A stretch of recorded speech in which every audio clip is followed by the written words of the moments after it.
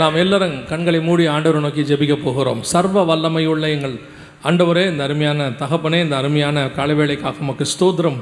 இம்மட்டுமா எங்கள் மத்தியில் நீர் அசைவாடினீர், எல்லாவற்றையும் அங்கீகரித்தீர். துதி, ஸ்தோத்திரம், காணிக்கை எல்லாவற்றையும் அங்கீகரித்தீர்.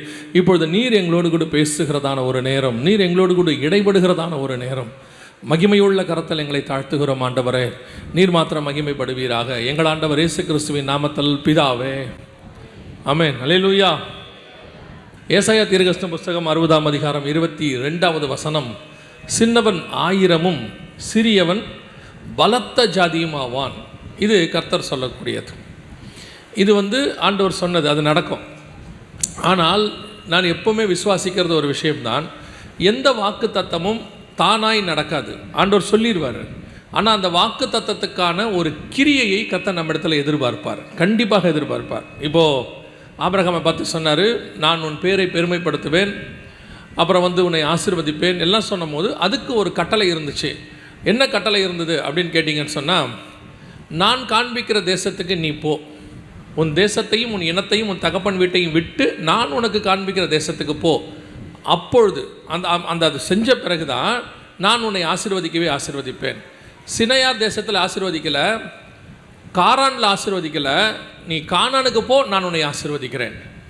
எப்பவுமே எல்லாவற்றுக்கு பின்னாடியும், இப்போது ஈசாக்கு ஆண்டவர்கிட்ட கேட்குறாரு, ஆண்டவர் சொல்கிறாரு, நான் சொல்லுகிற இந்த தேசத்தில் நீ குடியிரு, அப்பொழுது கர்த்தர் உன்னை ஆசீர்வதிச்சு அந்த தேசத்தில் உன் சந்ததியும் உன்னையும் உன் சந்ததியும் நான் ஆசீர்வதிப்பேன். அப்போ கர்த்தர் ஒரு வாக்குத்தத்தத்தை உங்களுக்கு சொல்லுகிறார் என்றால், அந்த வாக்குத்தத்தத்துக்கு பின்னாடி உங்களுடைய கிரியையும் ஒன்று இருக்கிறது. கிரியை இல்லாத விசுவாசம் செத்தது. நம்ம வாக்குத்தத்தத்தை விசுவாசிக்கிறோம், கண்டிப்பாக நடக்கும், கன்ஃபார்மாக நடக்கும், அதில் ஆண்டவர் சொல்லிட்டார், அதில் மாற்றுக்கிறதே இல்லை. ஆனால் அந்த வாக்குத்தத்தத்தை சுதந்தரிப்பதற்கு நான் என்ன செய்ய வேண்டும்? அதுதான் கர்த்தர் மிக முக்கியமாக நம்ம இடத்தில் எதிர்பார்க்கக்கூடியதான ஒரு காரியம். நாம் அந்த வாக்குத்தத்தத்தை சுதந்தரிக்கணும்னா நம்மக்கிட்ட சில காரியங்களை கர்த்தர் எதிர்பார்க்கிறார். அப்போ ஒரு சின்னவன் 1000மாய் மாறுவானாம், சிறியவன் பலத்த ஜாதியாவான் அப்படின்னு பொதுவாக நம்ம பார்க்கும் பொழுது, ஒரு காரியத்தை செய்யும் பொழுது நம்மக்கிட்ட ஏதோ ஒரு பெரிய சோர்ஸ் இருக்கணும், ஒரு பெரிய காரியம் இருக்கணும். அப்போ தான் அதை கொண்டு இன்னும் கொஞ்சம் பெருசாக செய்ய முடியும். இப்போ இன்றைக்கி உள்ள காலகட்டத்தில் நீங்கள் பாருங்கள், பிஸ்னஸ் பண்ணணும், பெரிய ஆள் ஆகணும்னா நம்மக்கிட்ட ஒரு இன்வெஸ்ட்மெண்ட் தேவைப்படுது. ஒரு இன்வெஸ்ட்மெண்ட் இல்லாமல் நம்மளால் எதையுமே செய்ய முடியல. ஆனால் வேதம் சொல்லுது, சின்னவன் 1000மாய் மாறுவான். இப்போ கிதியோனை பற்றி சொல்லும் பொழுது 1000ங்களிலே அவன் சின்னதாக இருந்தாமா, 1000ங்களிலே அவன் சின்னதாக இருந்துச்சு. அப்படின்னா என்ன அர்த்தம்னா, அந்த ஊரில் 1000 பேர் கூட கிடையாதாம்மா. அந்த இடத்திலிருந்து நீங்கள் வாசித்து பாருங்கள். மத்தேயு எழுதின சுவிசேஷம் 2ஆம் அதிகாரம் 6வது வசனத்தை வாசிங்க. மத்தேயு 2:6 வாசிங்க. யூதயா தேசத்தில் உள்ள பெத்லகேமே, யூதயா தேசத்தில் உள்ள பெத்லகேமே, யூதாவின் பிரபுக்களில் நீ சிறியதல்ல, யூதாவின் பிரபுக்களில் நீ சிறியதல்ல, யூதாவின் பிரபுக்களில் நீ சிறியதல்ல. சரி, யூதாவிலேயே பிரபு இருக்கிறான், லார்ட் இருக்கிறான், பல லார்ட்ஸ், இங்கிலீஷில் லார்ட்ஸ்னு இருக்கும். பிரபுக்களில் சிறியதல்ல, என் ஜனமாகிய இஸ்ரவேலை ஆளும் பிரபு, என் ஜனமாகிய இஸ்ரவேலை ஆளும் பிரபு உன்னிடத்திலிருந்து புறப்படுவார் என்று தீர்க்கதரிசியினால் எழுதப்பட்டது. அப்ப வசனம் சொல்லுது, அந்த பெத்லகேம் 1000ங்களில் சிறியது. அது எப்படிங்க சொல்றீங்க அப்படின்னா, இந்த தீர்க்க தரிசனத்தை மத்தேயு எங்கிருந்து சொல்றாரு அப்படின்னு கேட்டீங்கன்னா, மீகா 5:2 வாசிங்க. எப்ராத்தா எனப்பட்ட பெத்லகேமே, நீ யூதேயில் உள்ள 1000ங்களுக்குள்ளே சிறிதாயிருந்தும் இஸ்ரவேலை ஆளப்போகிறவர் உன்னிடத்திலிருந்து புறப்பட்டு என்னிடத்தில் வருவார், அவருடைய புறப்படுதல் அநாதி நாட்களாகிய பூர்வத்தினுடையது. அந்த வசனத்துல என்ன அழகா இருக்கு பாருங்க. 1000ங்களுக்குள்ளே நீ சிறிதா இருந்தாலும், பர்டிகுலரா இந்த வார்த்தை தான் மத்தேயுல இல்லை, ஆனால் இந்த தீர்க்க தரிசனம் தான் மத்தேயு எழுதுறாரு. எழுதும் போது பர்டிகுலராக சொல்ற வார்த்தை என்ன, 1000ங்களுக்குள்ளே நீ சிறிதா இருந்தாலும்.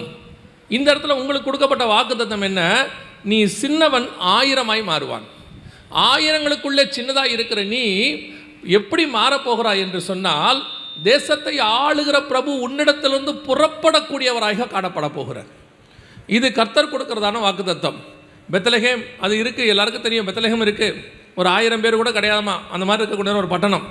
அதுக்குள்ளே இருந்து தேசத்தை ஆளுகிற பிரபு, நிறைய பிரபுக்கள் கூட இருக்கிறாங்களாமா.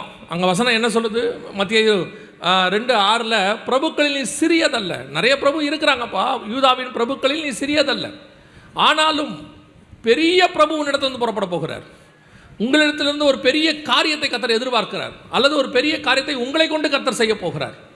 நாம் பொதுவாக என்ன நினச்சிட்டு இருக்கிறோம், எப்பவுமே ஒரு விஷயத்தை நம்ம எப்படி பார்க்குறோம் அப்படின்னா, நம்மளை விட பெரியவங்க நிறைய பேர் இருக்கிறாங்களே, அந்தந்த பட்டணத்துலேயே நான் சொல்கிறேன், இப்போ தூத்துக்குடியிலே எடுத்துக்கோங்க அல்லது திருநெல்வேலி எடுத்துக்கோங்க, எந்த ஊருக்கு வேணால் போங்க, அந்த ஊரில் ஒரு மிக முக்கியமான ஒரு ஊழியக்காரோ அல்லது ஒரு ஊழியமோ அல்லது ஒரு பெரிய காரியமோ இருக்கும்.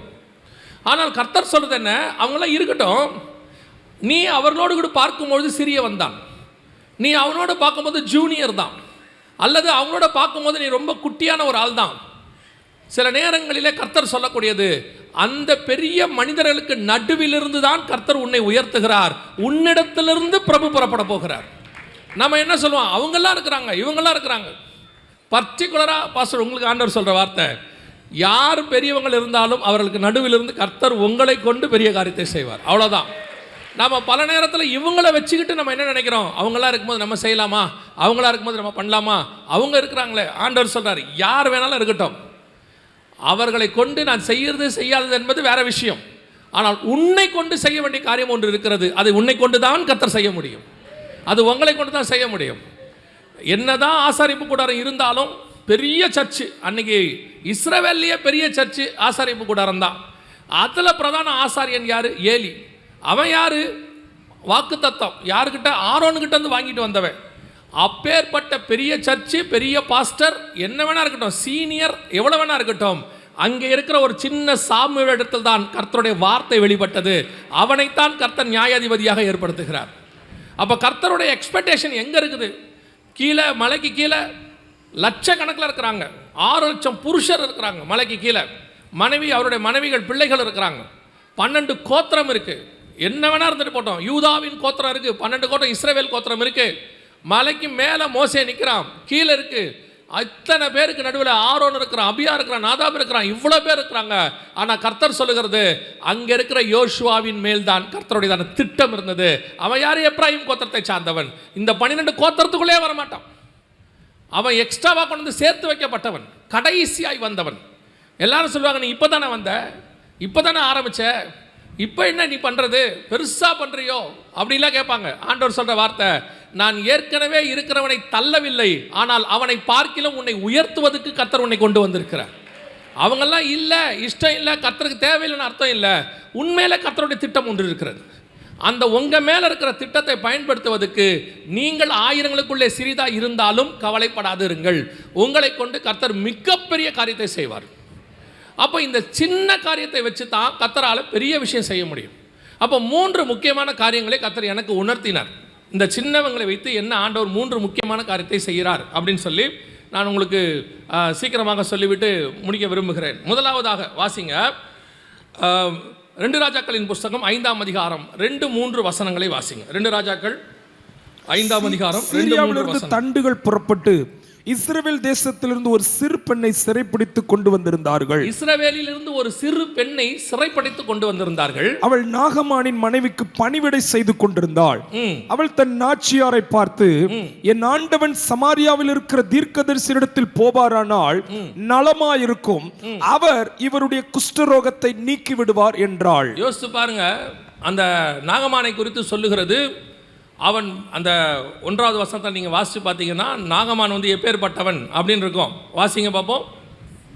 ராஜாவின் படைத்தலைவனாகிய நாகமான் என்பவன் தன் ஆண்டவனிடத்தில் பெரிய மனுஷனும், ஆண்டவனிடத்தில் பெரிய மனுஷனும், எண்ணிக்கை உள்ளவனுமாயிருந்தான். அவனை கொண்டு கர்த்தர் சீரியாவுக்கு ரட்சிப்பை கட்டளையிட்டார். அப்படி பாருங்க, ராஜா இருக்கிறாரு, ராஜாவை கொண்டு கர்த்தர் கட்டளையிடலையா, ஆனால் யாரை கொண்டு கட்டளையிட்டாரா, நாகமானை கொண்டு ரட்சிப்பை கட்டளையிட்டாரா கர்த்தர். அவ்வளவு பெரியதான ஒரு மனுஷன், எண்ணிக்கையில் பெரியவனாயிருந்தான், மிகப்பெரிய காரியத்தை கூறியவனாயிருந்தான். அந்த தேசத்தில் ராஜாவே அவன் போய் கேட்டவனா, நான் எழுதி கொடுக்குறேன்ட்டார். அவன் போய் சொல்கிறான், நான் இஸ்ரவேலுக்கு போகிறேன் அப்படின்னு, நான் எழுதி தரேன் உனக்கு நிருபம் அப்படின்ட்டார். அந்த அளவுக்கு ஒரு பேர் பெற்ற ஒரு மனுஷன், ஒரு இன்வால்வான ஒரு மனுஷன், இன்ஃப்ளூயன்ஸ் உள்ளதான ஒரு மனுஷன். அப்பேற்பட்டதான ஒரு மனுஷனுக்கு ஆண்டவர் யாரை கொண்டு ரட்சிப்பை கட்டளையிடுகிறார் பாருங்க. சிரியா தேசத்திற்கு முழுவதுமாக ரட்சிப்பு கட்டளையிட்ட ஒரு நாகமானுக்கு ரட்சிப்பு யாரால் வருகிறது, அடிமையாய் கொண்டு போகப்பட்ட ஒரு சிறு பெண்ணின் மூலமாக தான் ரட்சிப்பே வருகிறது. அந்த சிறு பெண் அடிமையாய் கொண்டு போகப்பட்டாள். அவள் சொல்கிறா, ஓ உன்னுடைய குஷ்டரோகம் நீங்கணும்னா இங்கெல்லாம் சரி வராது, நீ புறப்பட்டு என்ன செய்ய, எங்கள் தேசத்துக்கு போ, எங்கள் தேவன்கிட்ட வா, எங்கள் தீர்க்கதரிசிக்கிட்ட வா, எங்கள் கிட்ட தான் உனக்கு தேவையான ரட்சிப்பு இருக்குது. இந்த சீரியா தேசத்துக்கு தேவையான ரட்சிப்பு வேணால் உங்கள்கிட்ட இருக்கலாம். இப்போ ஐயா சொல்லும் போது இது தப்பாக எடுத்துடக்கூடாது, நான் சொல்லும் போது உங்களுக்கு சொல்கிறேன். அவர் சொல்லும் போது என்ன சொன்னார், யார் தேவை அப்படின்னு கேட்டிங்கன்னா நல்ல ப்ரொஃபஷனல்ஸ் தேவை, பிஸ்னஸ்மேன் தேவை அப்படின்னு சொன்னார். உண்மை, அதுவும் தேவைப்படுகிறது. Professionals and businessmens we need. ஆனால் பல நேரங்களில் அடிமைத்தனமாகிய சிறு பெண்ணும் தேவைப்படுகிறாள். அவளை கொண்டு கர்த்தர் பெரிய காரியங்களை செய்வாள். நான் சொல்றது உங்களுக்கு புரியுதா? Professionals and businessmen need. நாகமான் தேவை, ராஜா தேவை. ஆனால் ரட்சிப்பு சிறு பெண் வழியாகத்தான் வரும். அந்த சிறு பெண் யாரு? பெண் என்பது உங்கள் எல்லாருக்கும் தெரியும், பைபிளில் ஒரு சபைக்கான ஒரு சின்ன அடையாளமாக இருக்கிறது. சபை என்பது ஸ்திரீயை குறிக்கிறதான ஒரு வார்த்தை. ஒரு சின்ன சபை, ஒரு சின்ன ஊழியம், ஒரு சின்ன ஊழியக்காரர், ஒரு சின்ன விசுவாசி. நாம் யார் வேணா இருக்கலாம். அடிமைத்தனத்திலிருந்து கொண்டு வரப்பட்டிருக்கலாம், மற்றவர்களால் ஏற்றுக்கொள்ள முடியாதவங்களாக இருக்கலாம். ஏன் உன்னை கொண்டாரு கர்த்தர் கொண்டாந்தாரு தெரியாமல் இருக்கலாம். What ever it is. நீங்கள் எந்த இடத்துலேருந்து வரீங்கன்னு கூட இருக்கலாம். ஏற்றுக்கொள்ள முடியாத, ஏன்னா இந்த நாடு தான் ஒரு ஏடாகுடமான நாடு. எந்த நாட்டுக்கு போனாலும் படிப்பை பார்ப்பான், பணத்தை பார்ப்பான், இங்கே மிச்சம் எல்லாத்தையும் பார்ப்பான். இவன் எல்லாம் வச்சுருக்கான், கலர்லேருந்து வச்சுருக்கான். இவன் தான் சொல்கிறான், நான் வெள்ளையாக இருக்கிறவன் போய் சொல்ல மாட்டானாமா. கலராக வச்சுருக்கான், அப்புறம் ஜாதி வச்சுருக்கான், அப்புறம் என்னென்னமோ வச்சுருக்கான்.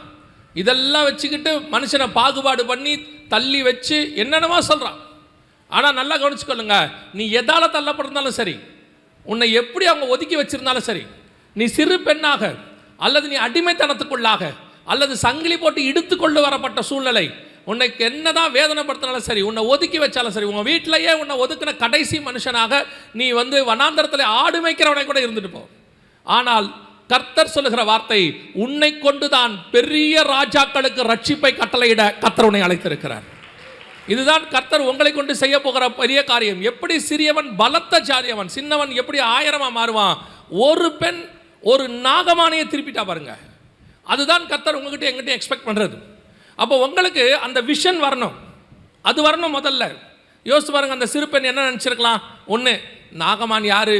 நம்மளை அடிமையாக கொண்டாந்தவன், சாவட்டும் அவன் நினைக்கலாம் தானே. அவன் தானே அடிமையாக கொண்டாந்தான் சங்கிலி போட்டு.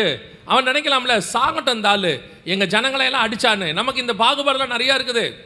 இந்த நாடு, அந்த நாடு, இவங்க நாடு, அவங்க மதம், இந்த மதம். நான் உங்களுக்கு சொல்கிறேன், நமக்கு இந்த பாகுபாடு எதுவுமே கிடையாது.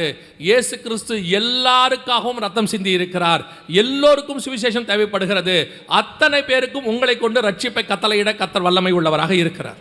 அப்போ ஆண்டவர் உங்களைத்தான் தேடுகிறார். அந்த சிறு பெண் யார்? அந்த காஸ்பல் சொல்லக்கூடிய தைரியமாக போய் சொல்லணும். நியாயமாக என்ன செய்யணும்? நம்மளே அடிமை, நமக்கு எதுக்குங்க பேசிக்கிட்டு. நீங்கள் நிறைய பேர் சொல்கிறாங்க, அவங்க இருக்க ஸ்டேட்டஸை வச்சுக்கிட்டு நம்ம எதுக்குங்க, நம்ம போய் என்னங்க பண்ண போறியோம். நான் உங்களுக்கு சொல்லட்டுமா, பெரிய தானே, குறையா சொல்லலை, பெரிய ஆஃபீஸில் உட்காந்துருக்கிறவர் சுவிசேஷத்தை சொல்கிறத விட நீங்கள் ரோட்டில் போய் பாருங்கள், அந்த வேலையில் ப்ரொஃபஷனலாக கம்மியாக இருக்குது, நீங்கள் உங்கள் பார்வைக்கு கம்மியாக இருக்கக்கூடியதான அல்லது பழம் விற்கிறவர் அல்லது கீரை விற்கிறவங்க, ஆட்டோ ஓட்டுறவர், அவர் சொல்கிற சுவிசேஷம் தான் பெரிய சுவிசேஷமாக இருக்கும். எப்படிங்க சொல்கிறீங்க? நீங்கள் பாருங்கள், நல்ல பணக்காரர் காரில் வசனம் எழுத மாட்டார், பார்த்துருக்கீங்களா? ஏன்னா கார் அவருக்கு அசிங்கமாக போயிடும். அவருக்கு டீசெண்டாக இருக்கணும். நல்ல பெரிய நீங்கள் நல்லா யோசிச்சு பாருங்கள், நல்ல காஸ்ட்லி காரில் வசனமே இருக்காது. கிறிஸ்தவங்க காரில் சொல்கிறேன், மற்றவங்கள சொல்லலை. கிறிஸ்தவங்க காரில் பாருங்கள், பயங்கரமான காஸ்ட்லி காரில் வசனம் இருக்காது. காரணம், அது எழுதுனா கார் கொஞ்சம் இதாகிடும்னு யோசிப்பாங்க. ஆனால் நீங்கள் போய் பாருங்கள், ரட்சிக்கப்பட்ட உடனே ஆட்டோக்காரர் அத்தனை பேர் அந்த ஆட்டோக்கு பின்னாடி இயேசு கிறிஸ்துவின் மூலமாக ரட்சிப்பு வருதுன்னு எழுதிடுறார். நீங்கள் காரில் பார்க்க முடியாத வசனத்தை ஆட்டோவில் பார்க்க முடியும். அப்போ காரை கொண்டு ரட்சிக்க முடியாத ஆண்டவர் ஆட்டோவை கொண்டு ரட்சிக்க வல்லமை உள்ளவராக இருக்கிறார். எத்தனை பேருக்கு ஆட்டோ பேசியிருக்கு தெரியுமா உங்களுக்கு? எத்தனை சூழ்நிலையில் நம்ம கஷ்டத்தோடு போகும்பொழுது உங்கள் துக்கம் சந்தோஷமாய் மாறணும் ஒரு வார்த்தை தான் இருக்கும். ஆனால் ரோட்டில் போகிற 90% துக்கமாக தான் இருக்கிறான். டிராஃபிக்கில் அவன் துக்கத்தோடு நின்றுட்டு இருப்பான். பைக்கில் நிமிர்ந்து பார்த்து ஆட்டோவில் இருக்கும். உங்கள் துக்கம் சந்தோஷமாய் மாறும். உங்களால் நான் படித்தவங்களை குறைய சொல்ல நினச்சிக்காதீங்க, பெரிய ஆட்களால் செய்ய முடியாத அந்த சுவிசேஷத்தை அந்த சிறு பெண், அந்த சின்ன ஆட்டோ செய்து முடிச்சுட்டு போயிடும். அப்போ கர்த்தர் உங்களை பயன்படுத்த விரும்புகிறார். அதைத்தான் கர்த்தர் உங்கள்கிட்ட எதிர்பார்க்கிறார். இன்னைக்கு நாம் அந்த இடத்துல இருக்கிறோமா? நாம் அப்படி ஒரு காஸ்பல் சொல்லக்கூடிய இடத்துல இருக்கணுமா? ஆசை இருக்கு. சின்னவன் பலத்த ஜாதி ஆவான், சின்னவன் 1000 ஆவான். ஆகணும்னா சும்மா ஆக முடியாது. You must work. ஆண்டவர் உங்கள்கிட்ட சில காரியங்களை எதிர்பார்க்கிறார். நான் அடிமையாக இருக்கிறேன். சிலர் அந்த இன்ஃபீரியாரிட்டி காம்ப்ளெக்ஸ், எனக்கு என்னங்க தெரியும், எனக்கு என்ன பண்ண முடியும், எனக்கு ஒன்றுமே வராது, எனக்கு என்ன இருக்குது, நான் என்ன பண்ணுவேன், எங்கிட்ட என்ன இருக்குது, உங்ககிட்ட ஒன்றுமே இல்லை, நீங்கள் இருக்கீங்கல்ல, போதும் கர்த்தருக்கு. உங்ககிட்ட என்ன இருக்குன்றது ரெண்டாவது. ஆண்டவர் யாரையும் எம்டியாக படைக்கவே இல்லை. எல்லாருக்கும் ஏதோ ஒன்று கர்த்தர் கொடுத்து தான் வச்சிருக்கிறார். அது எது வேணாலும் இருந்துட்டு போட்டோம். அப்படி கொடுத்து வச்சதை கர்த்தர் பயன்படுத்துவார். கர்த்தருக்கு தேவை இப்போ நீங்கள் தான். அந்த சிறு பெண்ணு தான் இப்போ கர்த்தருக்கு வேணும். இந்த காஸ்பல் வெரி இம்பார்ட்டன்ட். இப்போ ஏன்னு சொன்னீங்கன்னா, வரப்போது நம்ம எல்லாம் பார்த்துட்டு இருக்கிறோம். 800 கோடி மக்கள் உலகத்தில் இருக்கிறாங்க. 8 கோடி மக்கள் தமிழ்நாட்டில் இருக்கிறாங்க. இந்த 8 கோடி மக்களுக்கும் கொண்டு போக வேண்டிய பொறுப்பு நம்மகிட்ட இருக்கு. இப்போ உங்களுக்கு நல்ல ஒரு ப்ரேயர்ஃபுல் லீடரை கொடுத்துருக்கிறார் ஆண்டவர். இப்போ அவர் இப்போ சொன்னார் 24 மணி நேரம் ஜெபம், 12 மணி நேரம் ஜெபம், ப்ரேயர்ஃபுல் லீடரை கொடுத்துருக்கிறாரு. இந்த ப்ரேயர் சப்போர்ட்டோட ஒரு காஸ்பல் ஆர்மி வெளியே புறப்பட்டா, தூத்துக்குடி ஏன் ஆயிரங்களில் சிறிதா இருந்தாலும் தேசத்தை ஆளுகிற பிரபு தூத்துக்குடியிலேருந்து ஏன் புறப்படக்கூடாது? ஏன் தமிழ்நாட்டுக்கு தூத்துக்குடியிலேருந்து ரட்சிப்பு வரக்கூடாது? இன்னைக்கு நம்ம ஏன் அதை செய்யவே கூடாது? நமக்கு இருக்கிறதுல என்ன தெரியுமா? Okay, we are satisfied.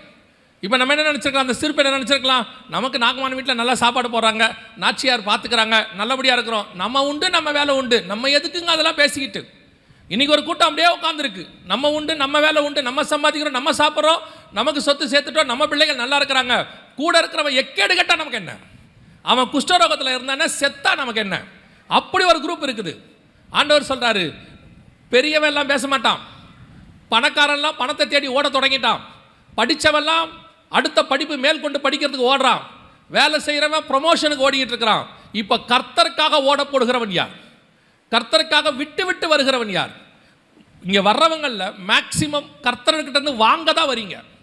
கர்த்தர்கிட்ட வாங்க வரவங்க தான் இங்கே ஜாஸ்தி. எனக்கு ஆண்டவர் அதை தரணும், ஆண்டவர் இதை தரணும். ஆண்டவர் என்ன தான் தரலை, அவரையே தந்துட்டார். இதை விட வேற என்ன தராமல் இருக்கிறார்? அவரையே தந்தவர் மற்ற எல்லாவற்றையும் அருளாதிருப்பது எப்படி? எல்லாத்தையும் கொடுத்துட்டாரு. இன்னும் ஒரு குறைவான ஒரு எண்ணம், இன்னும் குறைவான ஒரு எண்ணம் இருந்துகிட்டே இருக்குது. இன்னும் ஆண்டவர் அதை தரல, இன்னும் எனக்கு ஒரு அது இல்லை, இன்னும் இதை கொடுத்துட்டா சந்தோஷமாயிரும். சில ஆட்களுக்கெல்லாம் பிறந்து நினைவு தெரிஞ்சதுலேருந்து சாவர வரைக்கும் ஆண்டவர்கிட்ட கேட்டுக்கிட்டே இருக்கான். ஏதாவது ஒன்று அவன் திருப்தி அடைய மாட்டேங்கிறான்.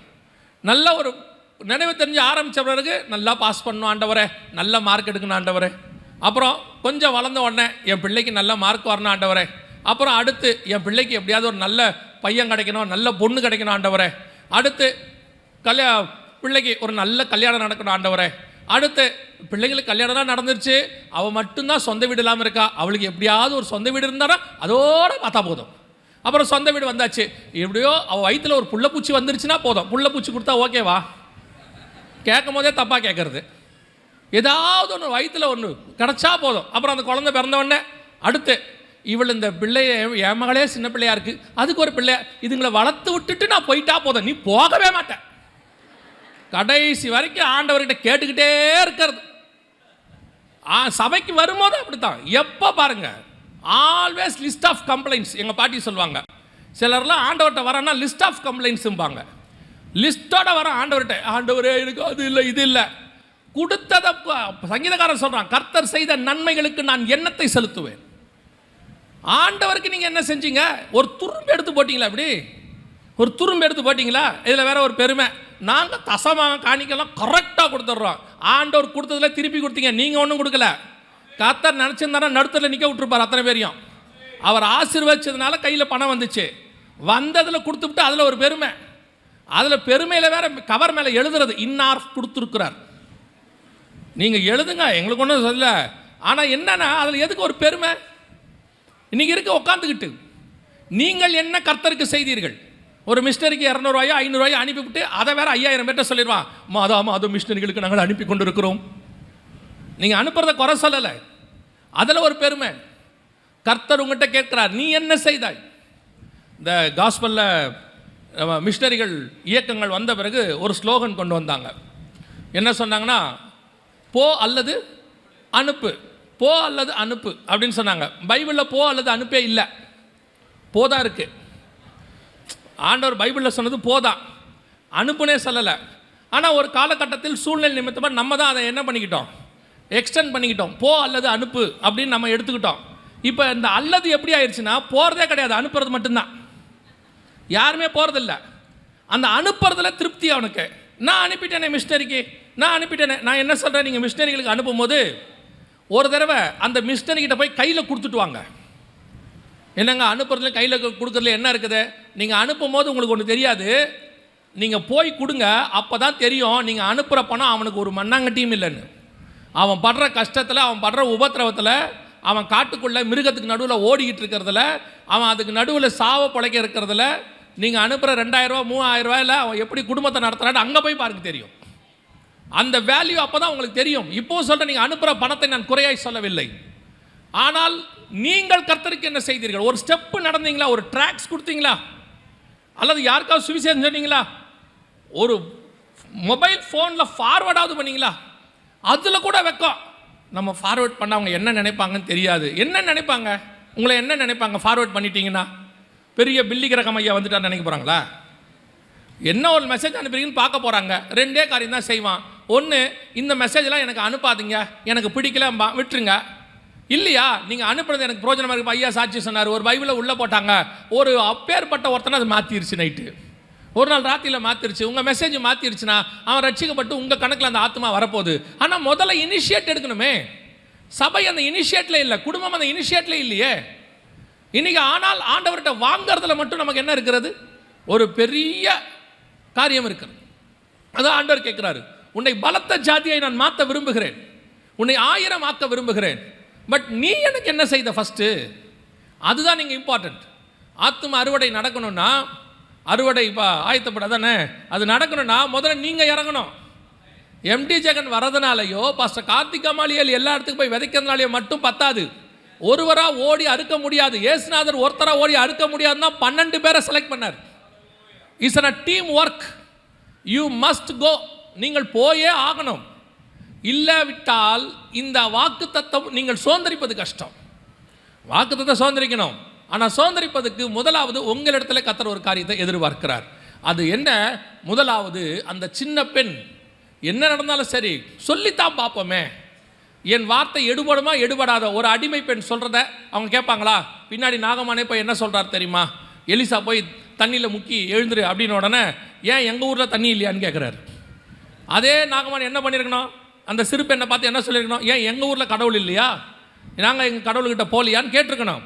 ஆனால் அந்த சின்ன பெண் சொன்ன வார்த்தையை பர்ஃபெக்டாக கர்த்தர் அந்த இடத்துல இம்ப்ளிமெண்ட் பண்ணார். நாகமானை கேட்க வைத்தார்.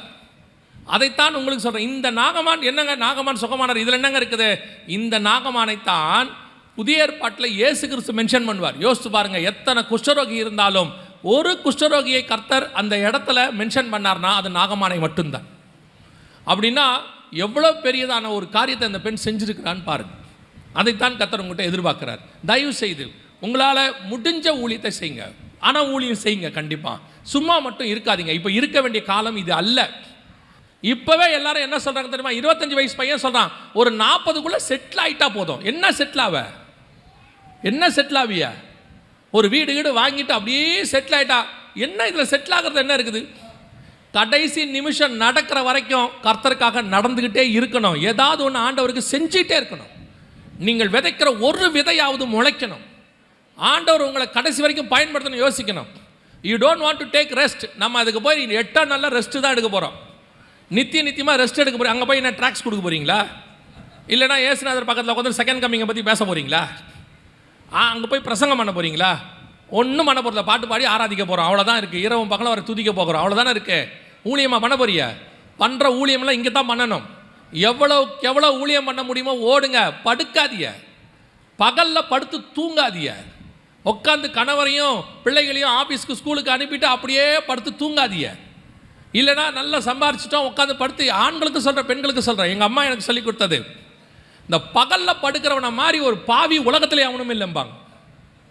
மதியானத்தில் சாப்பிட்டு கொஞ்சம் ஒரு மணி நேரம் ரெஸ்ட் எடுக்கிறீங்க, அது வேறு டயர்ட்னஸ் இருக்குது. அதுவும் வாலிபனுக்கெல்லாம் கிடையாது. ஒரு 50க்கு மேலே, ஏன்னா எனக்கு 50 ஆயிடுச்சு, அதனால் நான் சேர்ந்துக்கிட்டேன். ஒரு 50க்கு மேலே நீங்கள் ஓகே பரவாயில்லன்னு வச்சுக்கோங்க. எல்லாம் பாருங்கள் அப்படியே படுத்தே கிடக்கான், இப்படி ஆடிக்கிட்டு கிடக்கான். நிலவு அதை பைபிள் சொல்ல கதவு கீழே ஆடுற மாதிரி ஆடிக்கிட்டே கிடக்கானாமா. சும்மா போய் கத்து ரோட்டில் முளையில் நின்று ஏசு நேசிக்கிறாருன்னு சும்மாவாது கத்துங்க. 2 அடி வாங்குங்க. உங்களுக்கு சொல்கிறேன், அடி வாங்கிட்டீங்கன்னா, ஆண்டவருக்கு ஒரு தடவை வாங்கிட்டீங்கன்னா வைராக்கியம் பொத்துக்கிட்டு வந்துடும் உங்களுக்கு. அடி வாங்குற வரைக்கும் தான் பயம் இருக்கும். வாங்கிட்டோம். ஒரு நாள் சென்னையில் கோடம்பாக்கன்ற இடத்துல ஒரு 19 வயசு எனக்கு. அப்போ ஆண்டவர் ஏற்றுக்கிட்ட 1 வருஷம் ட்ராக்ஸ் கொடுத்துட்டு இருக்கிற ரயில்வே ஸ்டேஷனில் நின்று இந்த இறங்கி வரவங்களுடைய பக்கத்தில் நின்று கொடுத்துக்கிட்டே இருக்கிறேன். முதுகுல விழுந்துச்சு ஒரு அடி பொத்துன்னு. திரும்பி பார்த்தா நல்லா 60-65 வயசு ஒரு வயசானவர் அடிச்சாரு பொத்துன்னு.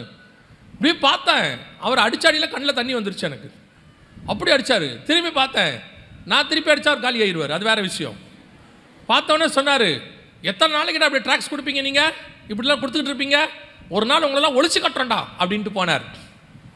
யோசிச்சு பாருங்க, அன்னைக்கு வாங்கின அடி அது வரைக்கும் பயந்து பயந்து தான் கொடுத்தேன், அதுக்கப்புறம் பயமே இல்லை. ஏன்னா அடி அவ்வளோதான் போல், மொத்தம் ஒரு 10 நிமிஷம் தான் வலிச்சிச்சு. கொஞ்சம் வீக்கானவர் அவர், 10 நிமிஷம் தான் வலிச்சிச்சு, சரியா போச்சு, போயிட்டே இருக்க வேண்டியது தான். முதல் அடி வாங்குற வரைக்கும் தான் பயம் இருக்கும், முதல் திட்டு வாங்குற வரைக்கும் தான் பயம் இருக்கும். அதுக்கப்புறம் என்னங்க, பழகிறோம், அதுக்கப்புறம் மறத்துறோம். கிறிஸ்துவுக்காக போய் ஏதாவது ஒன்று செய்யுங்க பார்ப்போம். இன்னும் கொஞ்ச காலமே இருக்குது. நேற்று பார்த்தோம், மிஞ்சி போச்சுன்னா அந்த யுத்தம் ஆரம்பிச்சிச்சுன்னா உங்களுக்கு காஸ்பல் கூட சொல்ல முடியாது.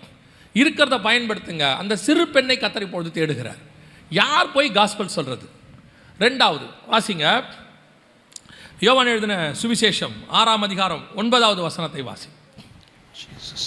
இங்கே ஒரு பையன் இருக்கிறான், அவன் கையில் 5 வார்கோதுமை அப்பங்களும் 2 மீன்களும் உண்டு, ஆனாலும் அவைகள் இத்தனை ஜனங்களுக்கு எம்மாத்திரம் என்றான்.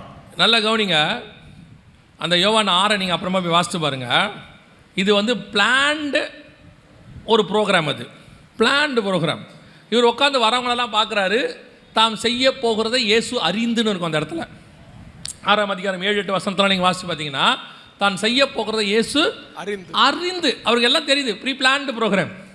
இப்போ கேட்குறாரு, எப்பா இவ்வளோ பேர் வராங்க, இவ்வளோ பேருக்கு நம்ம சாப்பாடு கொடுக்கணும், என்ன செய்யலாம்?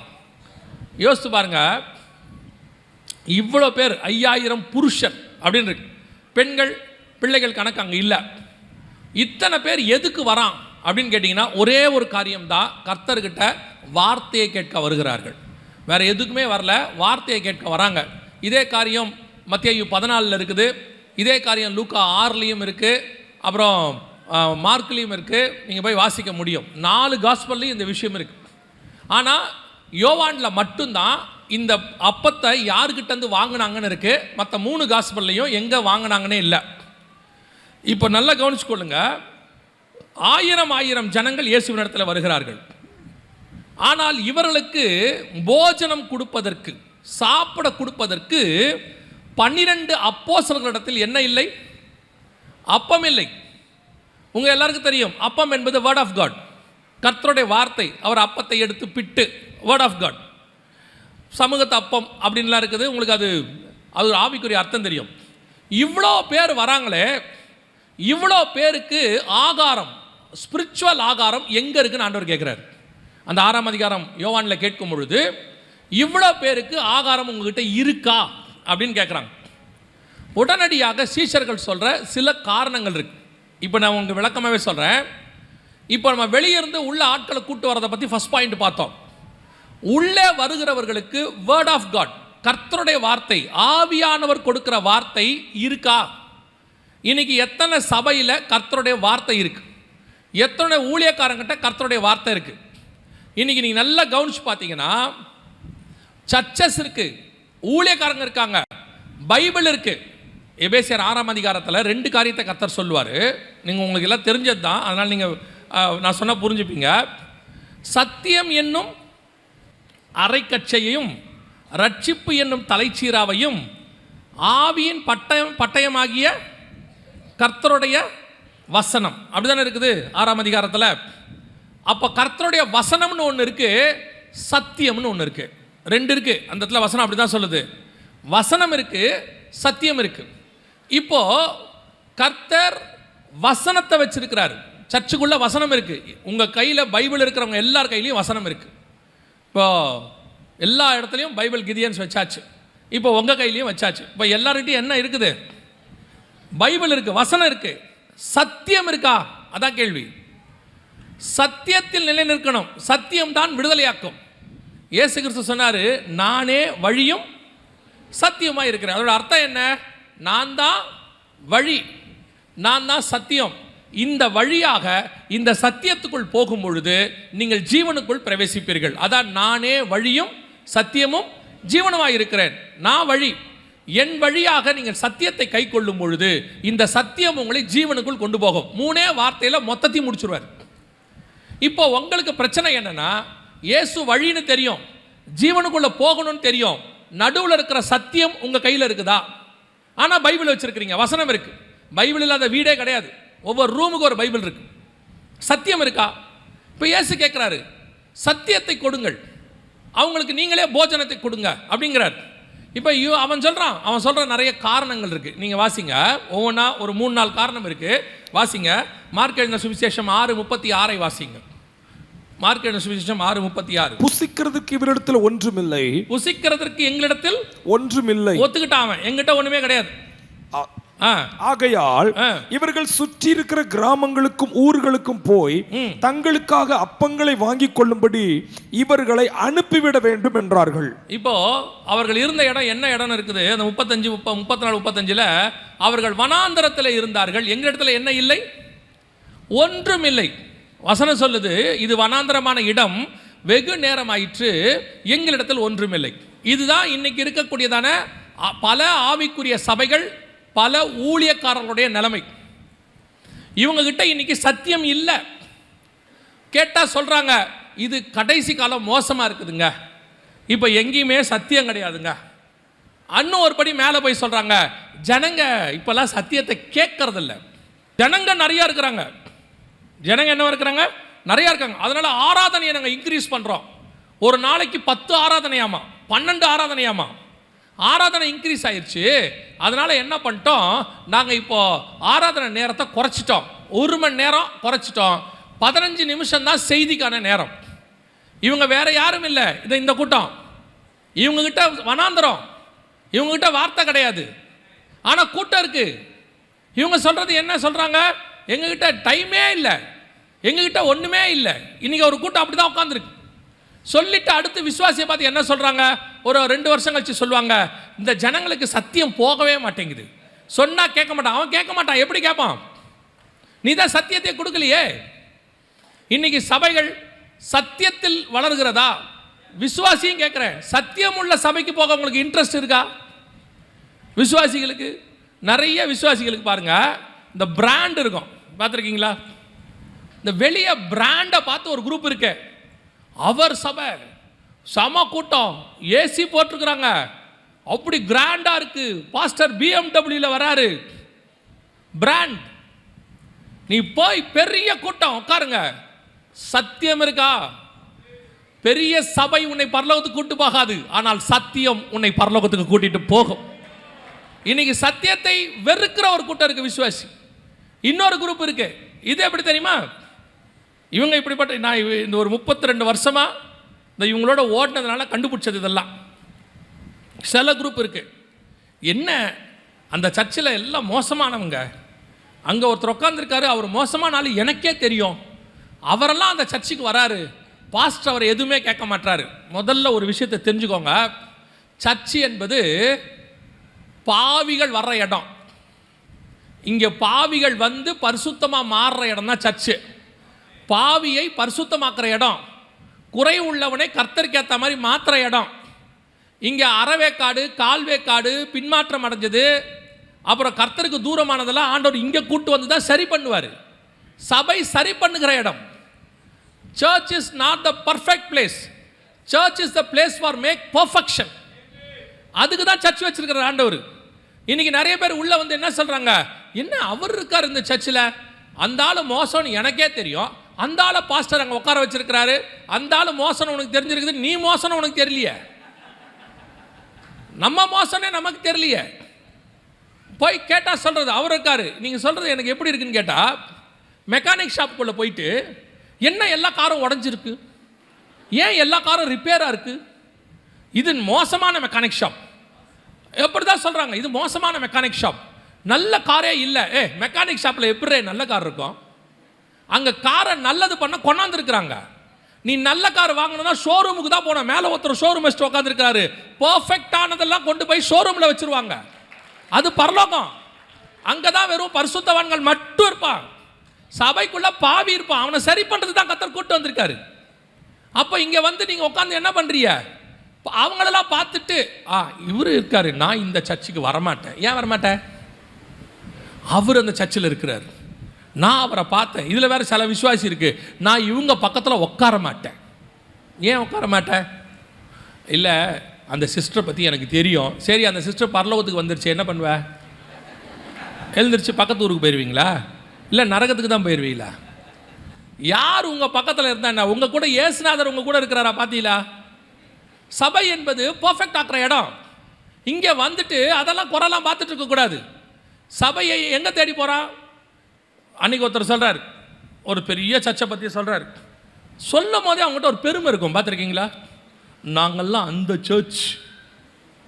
நல்லா கவனித்து மனசில் வச்சுக்கொள்ளுங்க, டினாமினேஷன் எதுவும் பரலோகத்துக்கு கூட்டு போகாது.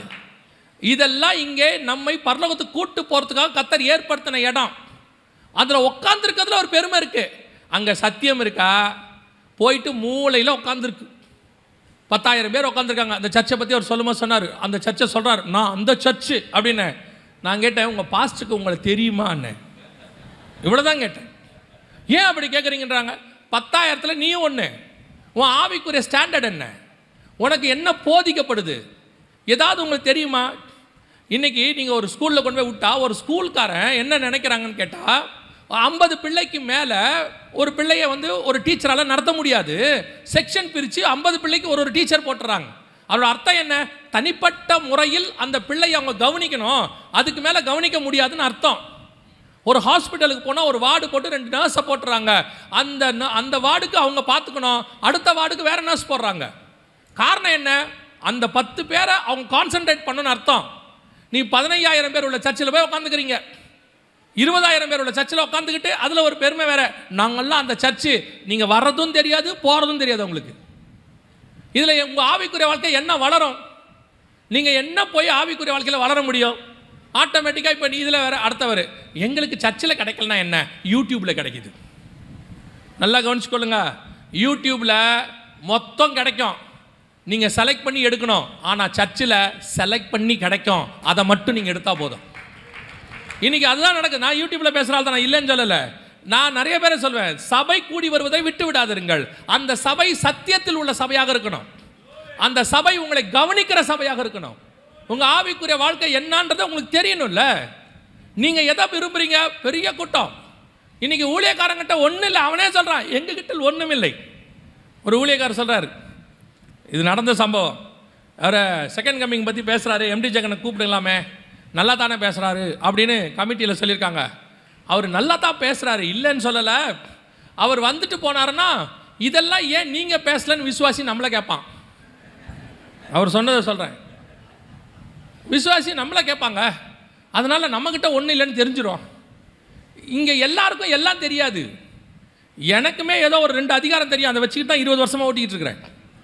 தானியேலும் வெளிப்படுத்தின விசேஷமும் தெரியும் ஓரளவுக்கு, அதுவும் எல்லாம் தெரியாது, அதை வச்சு ஓட்டிகிட்டு இருக்கேன். அவர் கமாலியலு இல்லையா? அவருக்கு தெரிஞ்சது எனக்கு தெரியாது, எனக்கு தெரிஞ்சது அவருக்கு கொஞ்சம் தெரியாமல் இருக்கலாம். எல்லாரும் சேர்ந்து தான் ஆத்மாவை பரலோகத்துக்கு கூட்டிகிட்டு போக முடியும். இன்னைக்கு சபை சத்தியத்துக்குள் இல்லை.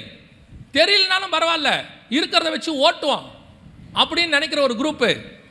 கவனிச்சு கொள்ளுங்க, சத்தியம் உங்ககிட்ட என்ன இருக்குன்றது முக்கியம் இல்லை. கொஞ்சம் இருக்கட்டும், 5 அப்பம் இருக்கட்டும், அதை கொண்டு 5000 பேருக்கு போஷிக்க கர்த்தர் வல்லமை உள்ளவராக இருக்கிறார். ஆனால் அந்த 5 அப்பம் உங்ககிட்ட இருக்கணும், இல்லைன்னு சொல்லக்கூடாது. அந்த 5 அப்பம் உங்ககிட்ட இருக்கணும். இருக்கான்னு பாருங்க. கொஞ்சமாவது அந்த 5 அப்பத்துக்கு கூட நிறைய சத்தியம் இருக்கு, அது இருக்கட்டும். கொஞ்சமாவது நீங்கள் அதை யோசிக்கணும். ஆண்டவரே, ஒரு சத்தியத்தை பிட்டு அடுத்தவங்களுக்கு கொடுக்கக்கூடியது. இப்போ அந்த பையன் என்ன பண்ணிருப்பான்? இன்னொரு சுபாவம் இருக்குது நமக்கெல்லாம், என்ன தெரியுமா? ஏதாவது ஒன்று நமக்கு தெரிஞ்சால் அதை இன்னொருத்தருக்கு கொடுக்கறது இல்லை, அதை மறைச்சி வச்சுக்கிறதுல அவங்களுக்கு அப்படி ஒரு இது, எனக்கு தான் தெரியும் அவருக்கு ஒன்றும் தெரியாது அப்படிங்கிறதுல. இப்போ அந்த 5 அப்பம் அந்த பையனுக்கு கொடுத்து விட்டாங்க.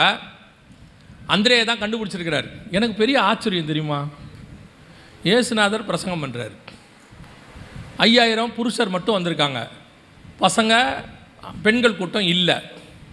இயேசு கேட்குறாரு, உங்ககிட்ட ஏதாவது இருக்குதான்னா? அந்திரேயா சொல்கிறாரு, ஒரு பையன் 5 அப்பம் வச்சுருக்கிறான்னு. இது எப்படி இவருக்கு தெரிஞ்சிச்சு? நான் யோசிச்சு பார்த்தேன். இப்போ இவ்வளோ க்ரௌடு உட்காந்துருக்கீங்க, நீங்கள் எப்படியும் உங்கள் பையில் கொஞ்சம் பிஸ்கெட் பாக்கெட்லாம் வச்சுருப்பீங்க. இல்லை எப்படின்னா லேட் ஆச்சுன்னா சாப்பிட்றதுக்கு வச்சுருப்பீங்க. ஏன்னா இப்போ சர்ச்சுக்கு பைபிளோட வராங்களே இல்லையோ பிஸ்கெட் பாக்கெட் இல்லாமல் யாரும் வரதில்ல. கேட்டால் சொல்கிறாங்க சுகரு கையெல்லாம் உதருது, அதனால் அப்படி பேசிக்கிட்டே இருக்கும்போது அவர்கள் பிட்டு அப்பத்தை வாயில் போடுவார்கள்.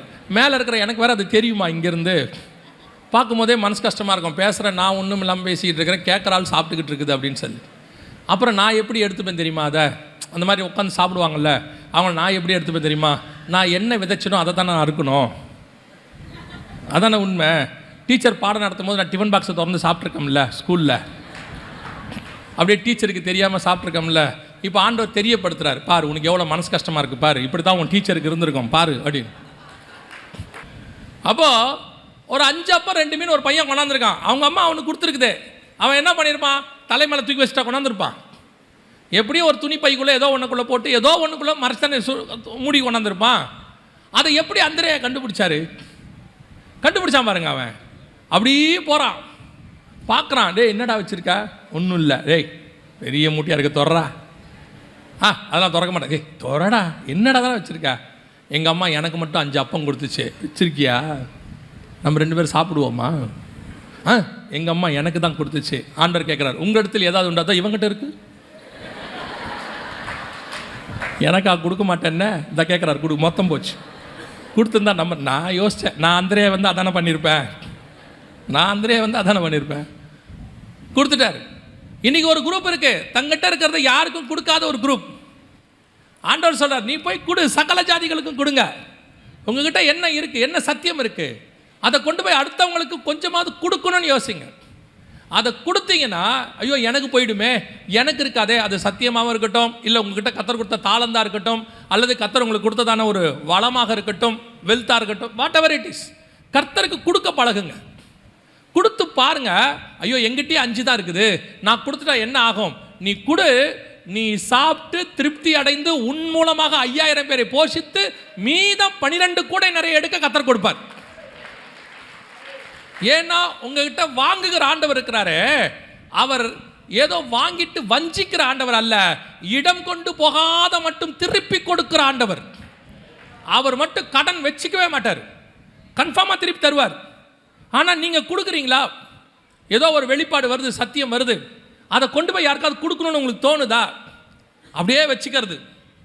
சிலர்லாம் இருப்பாங்க, சத்தியத்தை அப்படியே யாருக்கும் கொடுக்க மாட்டாங்க. கேட்டால் சொல்லுவாங்க, ஒரு நாள் என் ஊழியம் வரும், அந்த ஊழியத்தில் நான் பயன்படுத்துவேன். இந்த ஊற்று தண்ணி இருக்குது பாருங்க, ஊற்று வரும்போதே அதை எடுக்கணும். தண்ணியை எடுக்க அது என்னவாகும், சொரக்கும்.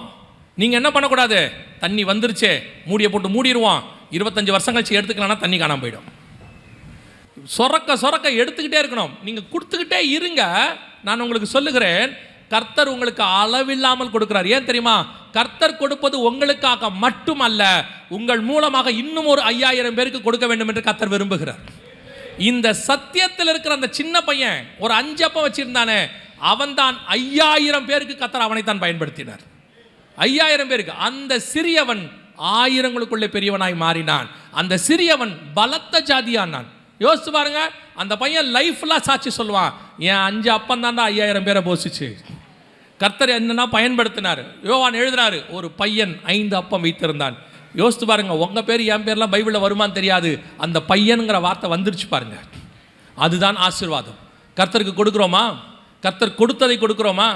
ஆண்டவர் உங்ககிட்ட எதுக்கு கொடுத்து வச்சிருக்கிறாரு, சில காரியங்களை. அந்த காரியங்களை கர்த்தர் கொடுப்பது உங்களுக்காக மட்டுமல்ல, நீ கொடுக்க பழகணும். பெரிய ஜாதி ஆகணும், 5000 பேர் ஆகணும் அப்படின்னா யூ மஸ்ட் கிவ். எனக்கு ஒரு எமில் ஜபசிங் அண்ணன் பாட்டு ஒன்று இருக்குது, ரொம்ப அழகாக இருக்கும். கிறிஸ்துவுக்காக இழந்தவர் எவரும் தரித்திரர் ஆனதில்லை, ராஜ்ய மேன்மைக்காக கஷ்டமடைந்தோர் நஷ்டப்பட்டதில்லை. எவ்வளோ பெரிய ஆசீர்வாதம் பாருங்க. கிறிஸ்துவுக்காக இழந்தவர் எவரும் தரித்திரர் ஆனதே கிடையாது. எங்கள் பாஸ்டர் எங்களுக்கு சொல்லி கொடுத்தது. எங்கள் பாஸ்டர் வந்து உங்களுக்கு தெரியும், பாஸ்டர் சார்ல்ஸ் சார். நான் அடிக்கடி அவர் ஏன் மெசேஜில் சொல்கிறேன்னா, நான் சந்தோஷத்தில் சொல்கிறேன், எனக்கு கர்த்தர் ஒரு நல்ல ஆவிக்குரிய தகப்பனை கொடுத்தார். நாங்கள் இன்றைக்கி ஊழியம் பண்ணுறதில் கர்த்தர் எனக்கு கொடுத்த பெஸ்ட் ஆவிக்குரிய தகப்பன். அவர்கிட்ட நாங்கள் கற்றுக்கிட்ட ஒரு விஷயம் என்னென்னா, அவருக்கு ஆஃபரிங் வரும்போது அந்த ஆஃபரிங்கை எடுத்து கொடுக்கறதுக்கு யோசிக்கவே மாட்டார். நாங்கள் கண் கூட பார்த்துருக்கோம். தசமாக கொடுத்துட்டே இருப்பாங்க, சண்டேல நின்று வாங்கிட்டே இருப்பார், ஜோம் பண்ணிகிட்டே இருப்பார். திடீர்னு யாராவது இந்த பக்கத்தில் வந்து ஐயா ரொம்ப கஷ்டம் ஐயா எங்களுக்காக ஜோம் பண்ணுங்கன்னும் போது அந்த ஆஃபரிங் கவர் கையை விடுவார். நேரில் பார்த்ததை நான் சொல்கிறேன், கையை விடுவார். என்ன கவர் வந்து தூக்கி அப்படியே கொடுத்துரு, போ ஓடும்பார். அதில் எத்தனை ஆயிரம் இருந்துச்சுன்னு அவர் பார்க்கவே மாட்டார். இங்கே வாங்கிட்டே இருப்பார், ஜோம் பண்ணிட்டு பாக்கெட்டில் வைப்பார். யாராவது சொல்லுவாங்க ஐயா எங்களுக்காக ஜோம் பண்ணுங்க, பிள்ளைக்கு ஃபீஸ் கட்ட முடியல, கத்தர் தான் சந்திக்கணும்னா கையை விட்டு கையில் கொடுத்து ஜோம் பண்ணி அனுப்பிச்சி விட்ருவார். நான் சொல்கிறேன், எங்கள் பாஸ்டருடைய கடைசி நிமிஷம் சாகிற வரைக்கும் எங்களுக்கு அவரை பற்றி தெரியும். அவர் ஒரு நாளும் கஷ்டப்பட்டதே கிடையாது, குறைவு பட்டதே கிடையாது. கர்த்தர் அவரை நிறைவாய் ஆசீர்வதிச்சார். நீ கிறிஸ்துவுக்காக இழக்கிற எதுவும் தரித்திரமாகவே மாட்டீங்க. கொடுக்க பழகுங்க. ஆண்டவர் எதை கொடுத்துருக்காரு? சத்தியத்தை கொடுத்துருக்காரா? 4 பேருக்கு சொல்லுங்க. கர்த்தர் உங்களுக்கு ஒரு தாளந்து கொடுத்துருக்காரா? போய் 4 பேருக்கு அதை யூஸ் பண்ணுங்க. அப்போ தான் உங்களை ஆயிரங்களுக்கு கர்த்தர் ஆசீர்வாதமாக மாற்ற முடியும். நான் என்னுடைய இது யாருக்கு கொடுக்க மாட்டேன். சில நான் செய்கிறது சரியாக தப்பான்னு எனக்கு தெரியாது, ஆனால் எனக்கு சரி. ஒருவேளை சட்டப்படி சரியாக தப்பான்லாம் எனக்கு தெரியாது. சிலர்லாம் என்ன சொல்கிறாங்கன்னு தெரியாது. அது சட்டப்படி அவங்க சொல்கிற சரியாக கூட இருக்கும். எனக்கு அது சரி. என்னன்னு கேட்டால், இந்த செய்திகளை யூடியூப்பில் போடும்பொழுது எங்கள் செய்திகளை எடுத்து மற்றவங்களும் யூடியூப்பில் என்ன செய்கிறாங்க, போடுறாங்க. போட ஆரம்பிக்கும் பொழுது ஃபஸ்ட்டு டைமில் போடும் போது ஒருத்தர் எனக்கு சொன்னார், காப்பிரைட்டு கொடுங்கண்ணே, அதை காப்பிரைட் கொடுத்து என்ன செய்யுங்க, நிறுத்துங்கண்ணே. அவங்க பாருங்கள் உங்களை வச்சு சம்பாதிக்கிறாங்க. அவங்க ஆடு போட்டு காசு வாங்குறாங்க, நம்ம ஆடே போடுறதில்ல, நமக்கு காசே வராது யூடியூப்பில். ஆனால் எவனுமோ எழுதியிருக்காங்க, நிறைய பேர் எழுதியிருக்காங்க, யூடியூப்பில் MD ஜெகன் லட்சக்கணக்கில் சம்பாதிக்கிறாருன்னு. எனக்கும் ஆசையாக தான் இருக்குது. ஆனால் ஆண்டவர் ஆடு ஆன் பண்ணக்கூடாதுன்னு சொன்னாங்க. இது வரைக்கும் எங்கள் சேனலில் ஆடு ஆன் பண்ணதே கிடையாது. ஆனால் எடுத்து போடுறவங்க சேனலில் ஆடு வருது. நல்லா பார்த்தீங்கன்னா 1,00,000 பேர் 50,000 பேர் பார்க்குறாங்க, ஆடு வருது. எப்படியும் 10 காசுன்னு வச்சா கூட 50,000 பேருக்கு எவ்வளோ வரும் பாருங்கள். 1 காசுன்னு வச்சா கூட பாருங்களேன் எவ்வளோ வரும்னு. ஒரு 100 ரூபாயா சொல்லுங்களேன், வருது தானே, அந்த பக்கம் வருது இல்லை. அப்போது ஒருத்தர் வந்து சொன்னார், அது காப்பிரைட் ஸ்ட்ரைக் கொடுங்க, அந்த கொடுத்தீங்கன்னா உங்கள் சேனலில் அவங்க சேனலில் உங்கள் மெசேஜ்லாம் வராது அப்படின்னு. ஒரு நாள் நானும் யோசித்தேன், சரி காப்பிரைட் இது கொடுத்துருவோம் அப்படின்னு. ஒரு நாள் ஆண்டவர் கேட்டார், இந்த பைபிளுக்கு காப்பிரைட் யாருன்னு கேட்டார். இந்த பைபிளுக்கு காப்பிரைட் யார்? பிரிண்ட் பண்ணுறவங்க வேணால் போட்டுப்பாங்க, நான் Bible society word of Christ அப்படின்னு அவங்க பிரிண்ட் பண்ணுறவங்க என்ன செய்கிறாங்க, அந்த பிரிண்ட் பண்ண அந்த வேர்ஷனுக்கு அந்த புக்குக்கு அவங்க என்ன பண்ணிக்கிறாங்க. ஆனால் இந்த வேர்ட் ஆஃப் காட்னு ஒன்று இருக்குல்ல, இது காப்பிரைட் யாருது? ஆவியானவர்து. லெட்டர் எழுதுனது பவுல். அவர் காப்பிரைட் ஸ்ட்ரைக் கொடுத்தா நம்ம யாருமே யூடியூப்பில் ஒன்றுமே போட முடியாது. ஏன்னா அவருக்கு தான் எல்லாம், அதை எடுத்து தான் நம்ம ரெஃபரன்ஸே அங்கே தான் இருக்குது. 66 புக்கு இருக்குது, 39 பேர் எழுதியிருக்கான். 39 பேரும் காப்பிரைட் கொடுத்தானா யோசிச்சு பாருங்க. ஏசாயா மட்டும் காப்பிரைட் கொடுத்தாருன்னா ஜனவரி மாதம் ஒரு சர்ச்சும் நடக்காத 1ஆம் தேதி எல்லா சர்ச்சும் க்ளோஸ். ஏன்னா மொத்த வாக்குத்தத்தமும் ஏசாயா வழியாக தான் ஓடிட்டு இருக்கேன். இந்த இப்போ நம்மளுமே அவர்கிட்ட தான் எடுத்திருக்கோம். ஏசாயா காப்பிரைட் போட்டோம்னா அடுத்த வாரம் இந்த மெசேஜ் யூடியூப்பில் வராது. அப்போது காப்பிரைட் கொடுக்கணும்னு நினைக்கும் போது ஆண்டவர் சொல்கிறார், இந்த பைபிளுக்கு யார் காப்பிரைட்? அப்போ தான் சொன்னார், அது காஸ்பல், விடு, போகட்டும், விடு. அவங்க அதுக்கான பலனை அடைகிறாங்க, சம்பாதிக்கிறாங்க, சம்பாதிச்சு பண்ண விடு, உனக்கு நான் தரேன், உனக்கு என்ன குறை, உன்னை நான் பார்த்துக்கிறேன்னாரு. இப்பவும் சொல்கிறேன், அவங்க எடுத்து போடுறாங்க, சம்பாதிக்கிறாங்க, எல்லாம் நடக்குது. ஆனால் கர்த்தர் என்னை குறைவுபடவே வைக்கவில்லை. எனக்கு கொடுத்ததை நீ கொடுன்னு தான் சொல்லியிருக்கிறார். அப்புறம் தான் எனக்கு ஒன்று புரிஞ்சிச்சு. ஆண்டவர் சொன்னார், உன் செய்தியை உன் யூடியூப்பில் எவ்வளோ பேர் பார்க்குறான்? ஒரு 25,000 பேர் 30,000 பேர் பார்க்குறாங்க. அவன் சேனலில் போய் பாருன்னாரு. 1,00,000 பேர் பார்க்குறான். எனக்கு ஆட்டோமேட்டிக்காக சவுல் குணம் வருது. நான் கொண்டது 30,000, அவர்கள் கொண்டது 1,50,000 அப்படின்றது. ஆண்டவர் சொன்னார், உன்னால் 1,50,000 பேர் கொண்டு போக முடிஞ்சிச்சான்னாரு. இல்லை அவன் கொண்டு போனான்ல, அதுக்கு தான் அவனை வச்சுருக்கேன். உனக்கு பேச தெரியும், அவனுக்கு கொண்டு போக தெரியும். எல்லாரும் சேர்ந்து தான் அதை செய்யணும். அவ்வளோதான், வேலை முடிஞ்சு. இதில் காப்பிரைட்டு யாருக்கிட்ட இருக்கு? நம்ம கிட்ட இருக்க 5 அப்பத்தை எடுத்து கொடுத்துடணும். அவர் அதை 5,000 பேருக்கு புட்டு கொடுக்குறாரு, 50,000 பேருக்கு புட்டு கொடுக்குறாரு, அவர் இஷ்டம். உங்களுக்கும் எனக்கும் திருப்பி அந்த 5,000ல் தேவையானதை திருப்பி கொடுத்துட்டாரா? சோத்திரம், பிரைஸ் தி லார்ட், அல்லேலூயான்னு போயிட்டே இருக்கணும். இன்னைக்கு ஒரு குரூப் உட்காந்துட்டு இருக்கு, இது என்னோட, இது நான் கொடுக்க மாட்டேன், நான் யாரும் வச்சுக்கோங்க. சட்டப்படி அது சரிதான், நியாயப்பிரமாணத்தின்படி அது சரிதான், இந்தியன் லா படி சரிதான், நீங்கள் வச்சுக்கோங்க. நான் உங்களுக்கு குறையே சொல்லலை, திருப்பி நீங்கள் பண்ணது தப்புன்னு சொல்லலை. நான் பண்ணுறது எனக்கு சரி. கர்த்தர் எனக்கு அப்படி தான் சொல்லியிருக்காரு. நீ தடுத்து நிறுத்தாத. ஒருவேளை மிஸ்யூஸ் பண்ணும்போது நம்ம சொல்கிறோம், நீங்கள் தப்பாக போடுறீங்க, இப்படி பண்ணக்கூடாது. ஏன்னா திடீர்னு நம்ம யூடியூப் சேனலில் என்ன பண்ணிடுறாங்க, நம்ம மெசேஜ் எடுத்து போட்டுறாங்க. போட்டு எப்படி போட்டுறாங்க தெரியுமா? அடுத்து குலை நடுங்கும் செய்தி. இந்த அவர் மாதிரி அவர் படிக்கும்போது அப்படி தான் படிக்கணும். அடுத்து கொலை நடுங்கும் செய்தி, நடப்பது என்ன எம்டி ஜெகன். நானே யோசித்தேன், நம்ம என்னடா கொலை நடுங்கிற மாதிரி பேசணும், நம்ம ஒன்றும் அப்படிலாம் பேசலையே. உள்ளே போய் பார்த்தா 10 வருஷத்துக்கு முன்னாடி உள்ள மெசேஜ். நானே சின்ன பையனாக இருக்கேன் மீசையோட. நம்மகிட்ட கர்த்தர் கொடுத்தது நமக்காக மட்டுமே அல்ல, நம்மை கொண்டு அநேகரை போஷிக்க கர்த்தர் விரும்புகிறார். அப்போ தான் சபை ஆயிரங்களில் பெரிதாக மாறும். நீ கொடுத்து பாருங்க, உங்களை 1000 மடங்கு கர்த்தர் ஆசீர்வதிப்பார். உபாகம் 1:11 படி கர்த்தர் ஆசீர்வதிப்பார். ஆனால் நீ நெருக்கி நெருக்கி நெருக்கி வச்சுக்காதீங்க. நான் சொல்கிறது ஆவிக்குரிய விஷயம், சத்தியத்தை சொல்கிறேன்.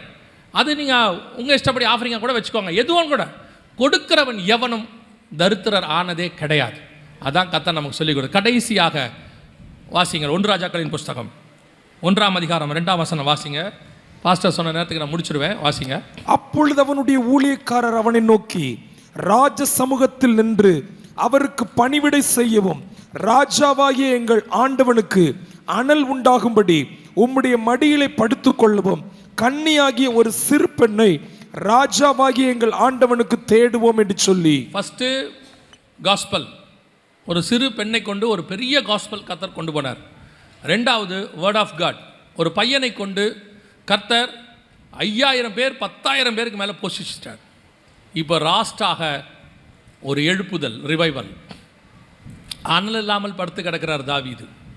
அனல் இல்லாமல் இருக்கிற தாவீதை அனல் உண்டாக்க வேண்டும், இந்த தாவீதை எழுப்ப வேண்டும். அதே நேரத்தில் அந்த அனலை உண்டாக்குறதுக்கு ஒரு சிறு பெண் தேவைப்படுகிறாள். ஒரு சின்ன ஊழியம், ஒரு ஊழியக்காரன், ஒரு சபை, அந்த ஏரியாக்குள்ளே இருக்கிற ஒரு சின்ன சபை, அந்த தேசத்தில் இருக்கக்கூடிய ஒரு சின்ன ஊழியம் ஆண்டவர் எதிர்பார்க்கிறார். எதுக்காக தெரியுமா? ஃபைனலி ஃபார் ரிவைவல், ஒரு எழுப்புதலுக்காக. இப்போது கிறிஸ்தவம் ஒரு வகையில் படுத்து கிடக்கு. ஒரு பக்கம் ஒரு குரூப் அதுக்காக ஆக்டிவாக வேலை செஞ்சிட்டு இருந்தாலும் பெரும்பான்மையான சபைகள் அனல் இல்லாமல் கிடக்கு. நமக்கே தெரியுது, அனல் இல்லாமல் சபை கிடக்கு. ஆவியும் இல்லை, அனலும் இல்லை, ஏதோ வர்றாங்க போகிறாங்க அப்படி இருக்கு. வந்துட்டு போகிறதுனால அவங்களுக்கும் பிரயோஜனம் இல்லை, நடத்துறதுனால இவங்களுக்கும் பிரயோஜனம் இல்லை. நாங்கள் சபை நடத்துகிறோம், நாங்கள் ஊழியம் பண்ணுறோம், அது எவாஞ்சலிஸ்டோ பாஸ்டரோ தீர்க்கதரிசியோ. தீர்க்கதரிசியோட தீர்க்க தரிசனங்களையும் இப்போ அனல் கிடையாது, பெரும்பான்மையாக 95% கிடையாது. இப்போ இருக்க தீர்க்க தரிசனம் எல்லாம் குளிரான தீர்க்க தரிசனம். அவனை அனல் கொண்டு எழுப்புற பக்தி விருத்திக்கு ஏற்ற தீர்க்க தரிசனமே கிடையாது. உனக்கு வீடு கொடுப்பார், கார் கொடுப்பார், குழந்தை கொடுப்பார், கல்யாணம் கொடுப்பார், அப்புறம் வந்துட்டு வெளிநாட்டில் வேலை கொடுப்பார், விருத்திக்க பண்ணுவார், வர்த்திக்க பண்ணுவார், இப்படி தான் இருக்குது. இதெல்லாம் குளிரான தீர்க்க தரிசனம். உங்கள் இருதயத்தை குளிர பண்ணும், சந்தோஷப்படுத்தும். அனலுள்ள தீர்க்க தரிசனம் எனக்கு தெரியுமா? படுத்து கிடக்கிற உன்னை எழுப்புற தீர்க்க தரிசனம் வரும். எழும்பு சீயோனேன் வரும். அனலுள்ள சத்தியம் எப்படி இருக்கும் தெரியுமா? ஒரு படுத்து கிடக்கிற சபையை எழுப்பும், ஒரு ஊழியத்துக்கு ஒரு கூட்டத்தை எழுப்பும். ஒரு அனலுள்ள சுவிசேஷம் என்ன செய்யும் தெரியுமா? ஜனங்களை ஆசை காட்டி பேசாது. உன்னை கர்த்தர் ஆசீர்வதிப்பார், உன்னை அப்படி ஆக்குவார், வியாபாரிகளை பெருக பண்ணுவார், இதெல்லாம் வராது. சுவிசேஷம் எப்படி இருக்கும் தெரியுமா? பிள்ளிகிரகமய ஒரு சுவிசேஷம் மாதிரி இருக்கும். இருதயத்தில் குத்தப்பட்ட சுவிசேஷம் வரும். அதுதான் அனலுள்ள சுவிசேஷம், அதுதான் அனலுள்ள தீர்க்க தரிசனம், அதுதான் அனலுள்ள சபை. இன்னைக்கு கிறிஸ்தவம் ஒரு வகையில் படுத்து கிடக்கு. ஆனால் பார்க்கறதுக்கு பயங்கர ஆக்டிவ். ஆட்டம் பாட்டம் கொண்டாட்டம் விசிலு எல்லாம் கிடக்கு. சினிமாக்காரனுடைய சினிமா எல்லாம் உள்ள கிடக்கு. ஆனால் இப்போ அனலே கிடையாது. குளிர பண்ணுகிறது, சந்தோஷம், மனம் குளிர்ச்சி அடைகிறது. போயிட்டு வந்தோம்னா, சர்ச்சுக்கு போயிட்டு வந்தோம்னா வாலிபன் சொல்கிறான், செம்ம ஜாலியாக இருந்துச்சு, பயங்கர என்டர்டெய்னிங்காக இருந்துச்சு. அவர் அண்ணன் டான்ஸ் ஆடினார் பாருங்க, அதே மாதிரி டான்ஸ் நானும் ஆடணும்னு முடிவு எடுத்திருக்கிறேன். குளிர், கூல். அவனே சொல்கிறான் கூல். சர்ச்சு கூல் இல்லை, ஹாட், டபுள் ஹாட்.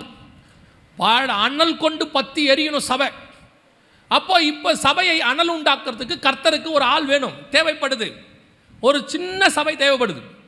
கிட்டத்தட்ட ஒரு 400 வருஷமாக மார்ட்டின் லூத்தருக்கு பிறகு 1543க்கு பிறகு ஒரு 400 வருஷமாக 350 வருஷமாக சபை அனல் இல்லாமல் கடந்துச்சு. திடீர்னு 1906ல் செய்மூர் அப்படின்னு சொல்லி ஒரு ஊழியக்காரர் கர்த்தர் எழுப்புறார், அப்போஸ்தலிக் ஃபெய்த்தில், கலிஃபோர்னியாவில். அந்த ஒரு மனுஷனுக்குள்ள வந்த அனல் கிட்டத்தட்ட 120 வருஷமா பூமியை, சபைகளை அனலாய் வச்சிருக்குது. இன்னைய வரைக்கும், இப்போ வரைக்கும் வச்சிருக்கு. அன்னைக்கு எருசலேமில் 120 பேர் மேலே வந்த அனல் 2000 வருஷமா சர்ச்சை அனலாக வச்சிருக்கு. அதே மாதிரி தான் உங்க ஒருத்தருக்குள்ள வரக்கூடியதான அனல் இந்த பகுதி முழுக்க, தூத்துக்குடி முழுக்க, ஏன் கர்த்தருக்கு சித்தமானால் தமிழ்நாடு முழுக்க, கர்த்தருக்கு சித்தமானால் இந்தியா முழுக்க அனல் உள்ளதா மாறணும். இப்ப கர்த்தருக்கு தேவை அந்த ஒரு சிறு பெண், அந்த ஒரு சபை, அந்த ஒரு ஊழியம். இன்னைக்கு சபைகள் இட்ஸ் கூல், படுத்து கிடக்கு. இடம் வாங்கணும், பெருசாக கட்டணும், நல்ல 10,000 பேர் 5,000 பேர் வரணும், எங்க சர்ச்சில் 5,000 பேர் வர்றாங்கன்னு பெருமை பாராட்டிக்கணும். அதோட சபை அனல் இல்லாமல் படுத்து கிடக்கு. வந்துட்டு போறவனுக்கு என்ன மாற்றம் யோசிச்சு பாருங்க. பெட்ரிட்டனா வர ஹாஸ்பிட்டலுக்கு படுத்து வந்துடா, திரும்பி போகும் பொழுது அவன் நடந்து போனாதான் சக்சஸ். படுத்திருக்கிறவனை நடக்க வைக்கணும், அதான் ஹாஸ்பிட்டல். படுத்து கிடக்கிற ஆத்மாவை நடக்க வைக்கிற, ஓட வைக்கிற ஆத்மாவை மாறணும் சபை, அதுதான் நல்ல சபை. படுத்திருக்கிறவனை இன்னும் படுக்க வச்சு தாலாட்டு பாடி அவன் நல்லா குளிச்சுட்டு நல்லா பவுடர் போட்டு பர்ஃப்யூம் போட்டு சர்ச்சுக்கு வரான். இவ்வளோ காலையில் குளிச்சு பெர்ஃப்யூம் போட்டு பவுடர் போட்டு வரான், 10 நிமிஷத்தில் தூங்குறான். அப்பனா சர்ச் அவனை எப்படி தூங்க வச்சிருக்கு பாருங்க, எப்படி தூங்க வைக்குதுங்க பாருங்க, எப்படி தூங்குறான் சபையில். உடனே நம்ம என்ன சொல்கிறோம், அது ஒரு மோசமான விசுவாசி, வந்தவனைய தூங்குது. சில ஆட்கள் டயர்டு, அது வேற விட்டுருங்க. வேணும் பெரும்பாலான சபையை தூங்குது. என்ன காரணம் கேட்டு பாருங்க.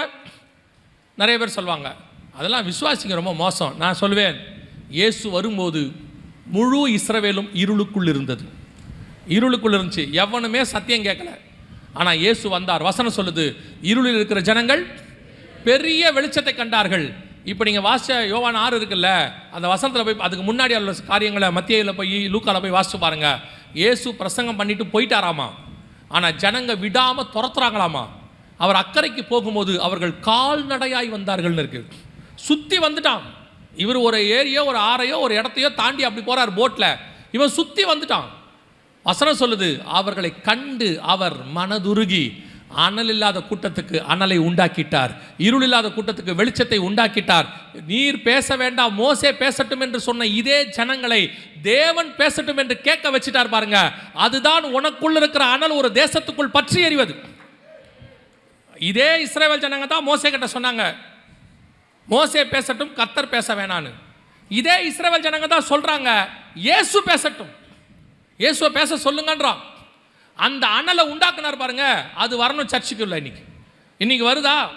குறைய ஊழியக்காரன் மேலே போடாதீங்க, கொலைய விசுவாசி மேலே போடாதீங்க, குறைய ஊழியங்கள் மேலே போடாதீங்க, நம்ம மேலே போடுங்க.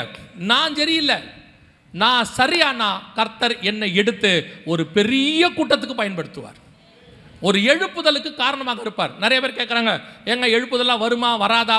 எனக்கு எழுப்புதல் வருமா வராதான்லாம் தெரியாது, வரணும்னு ஆசைப்படுறேன், அவ்வளோதான்.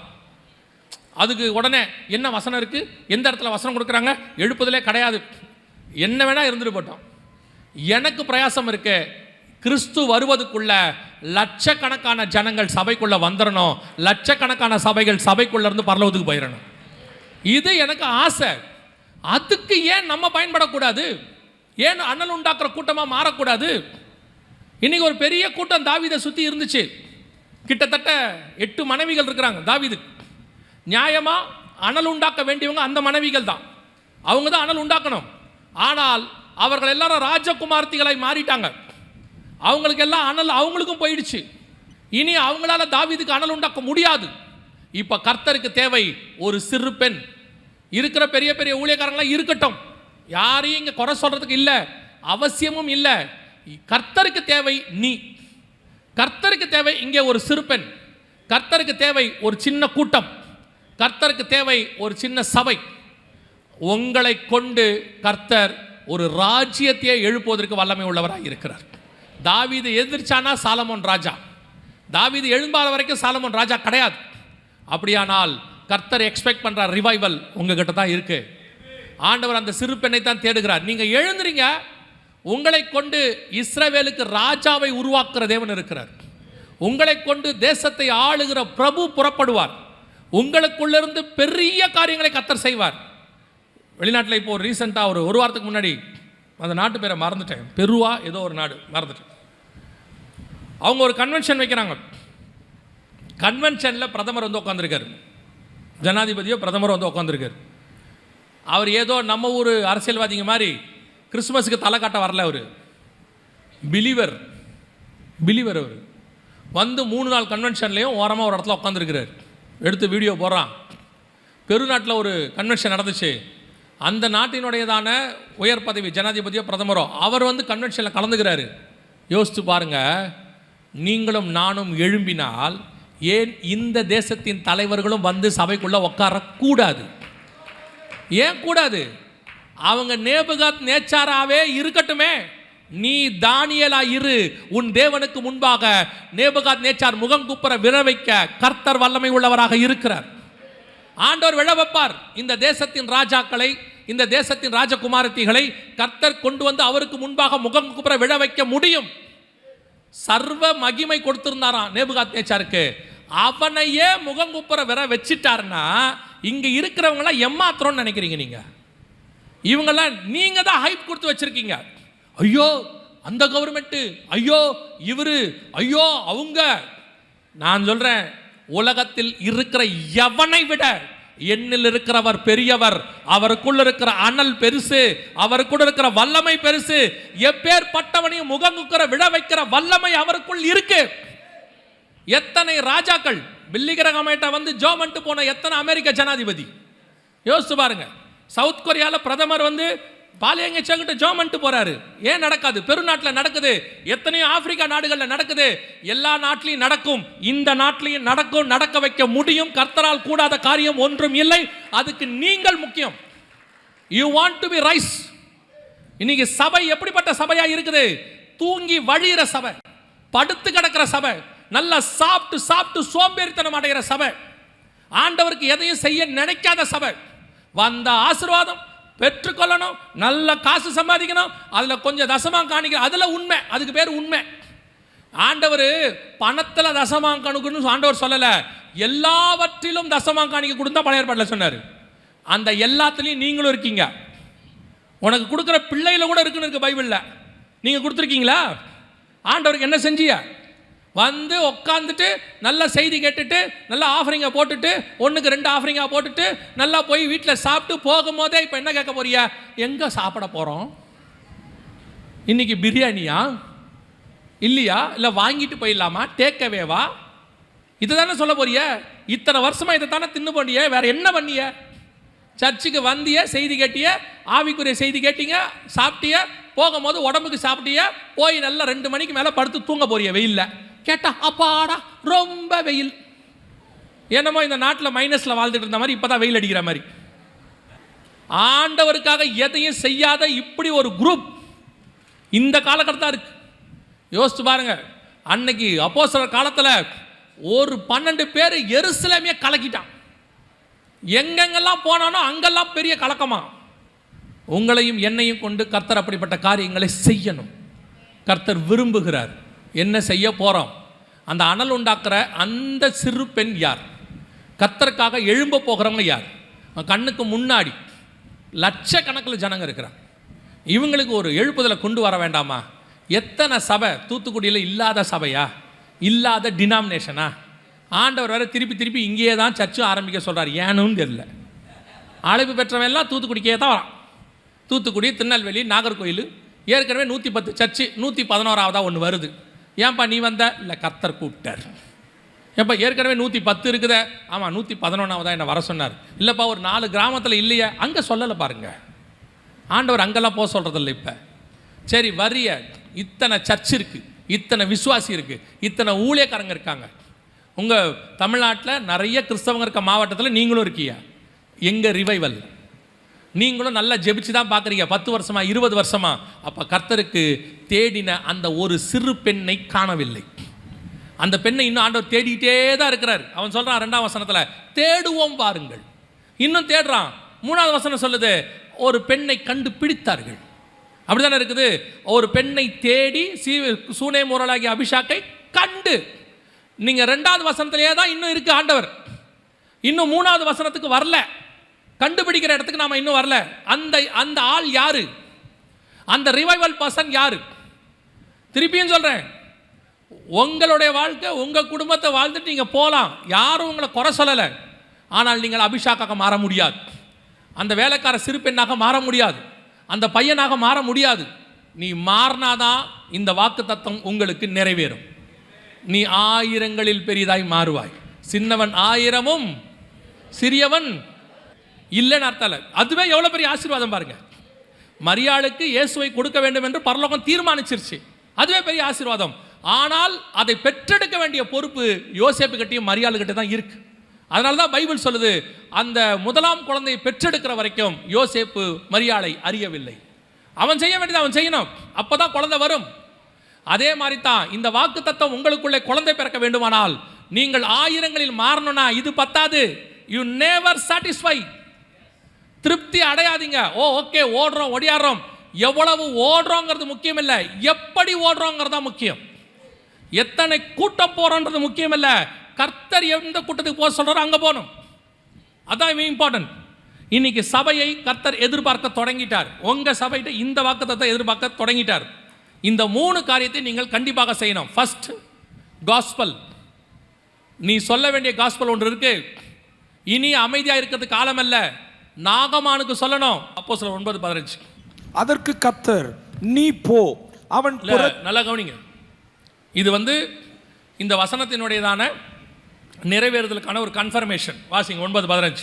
அதற்கு கர்த்தர், நீ போ, அவன் புறஜாதிகளுக்கும் ராஜாக்களுக்கும் இஸ்ரவேல் புத்திரருக்கும் என்னுடைய நாமத்தை அறிவிக்கிறதற்காக நான் தெரிந்து கொண்ட பாத்திரமாய் இருக்கிறான். பவுல் ஆயிரங்களுக்குள் பெரிதா மாறணும்னா, சின்னவன் பலத்த ஜாதி ஆகணும்னா, கர்த்தர் அவன்கிட்ட கொடுத்த அந்த தரிசனத்தை நிறைவேற்றணும். புறஜாதியாருக்கும் ராஜாக்களுக்கும் இஸ்ரவேல் புத்திரருக்கும்.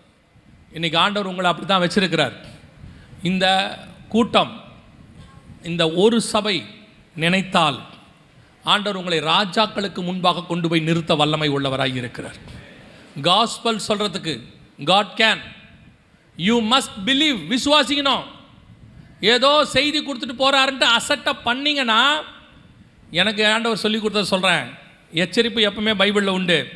கர்த்தர் உங்களுக்கு கொடுத்த இந்த வாக்கு தத்தத்தை, இப்பொழுது கொடுக்கக்கூடியதான இந்த செய்முறையை நீங்கள் அசட்டை பண்ணீங்கன்னா, எப்பவுமே ஆண்டவர்கிட்ட ஒரு பழக்கம் உண்டு, இந்த சால்வை எடுத்து அப்படியே பக்கத்தில் இருக்கிற மேலே போடுவார்.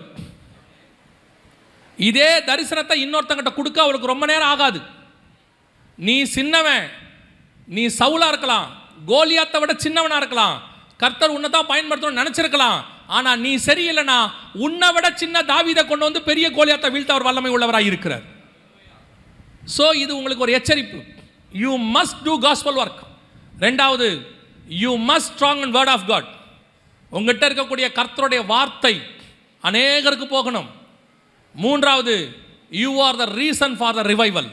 நீங்கள் தான் எழுப்புதலுக்கு காரணமாக இருப்பீர்கள். இந்த 3 காரியங்களை கர்த்தர் உங்களை கொண்டு செய்வார். Gospel, word of God, revival. இந்த 3ஐயும் உங்களை கொண்டு கர்த்தர் செய்வார். இந்த 3 சேரும் பொழுது நீங்கள் ஆயிரங்களாக மாறுவீர்கள். கர்த்தருக்கு சித்தமானால் 1000 சபை வருது இல்லையோ, 1000 ஊழியக்காரனை கர்த்தர் உன்னிடத்துல இருந்து உருவாக்குவார். கர்த்தர் செய்ய வல்லமை உள்ளவராய் இருக்கிறார். இது கர்த்தர் உங்களுக்கு கொடுக்கிற வாக்கு தத்தம்.